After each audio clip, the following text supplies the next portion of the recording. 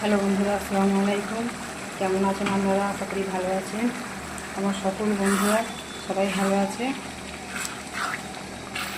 আজকে আমি বাঁধাকপি দিয়ে, ফুলকপি দিয়ে, এই বাঁধাকপি দিয়ে, গরুর মাংস দিয়ে, টমেটো দিয়ে রান্না করছি। একটা আলুও দিয়েছি, বেশি দিনে একটা আলু দিয়েছি। আর টমেটোর চাটনি হবে, টমেটোটা হয়নি।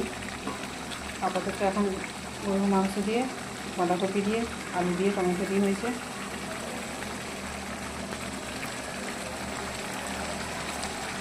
এর থেকে একটু ঝোলটা মারবো, তাহলে খেতে ভালো হবে।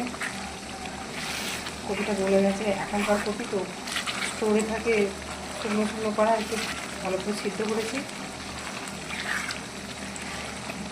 নতুন কপি হলে পানি ফানিতে ভিতরে এমনি গলে যেত। তো বন্ধুরা, ভিডিওটা ভালো লাগলে লাইক কমেন্ট শেয়ার করবেন, একটা সাবস্ক্রাইব করে দেবেন, ফলো দিয়ে পাশে থাকবেন। দেখা হবে পরবর্তী ভিডিওতে। টাটা, আল্লাহ হাফেজ। দেখেন কতটা লোভনীয় হয়েছে দেখতে। আর অসমের বাঁধাকপি অনেক কিছু মশলা দিয়ে রান্না করছি, খেতে খুব সুন্দর হবে।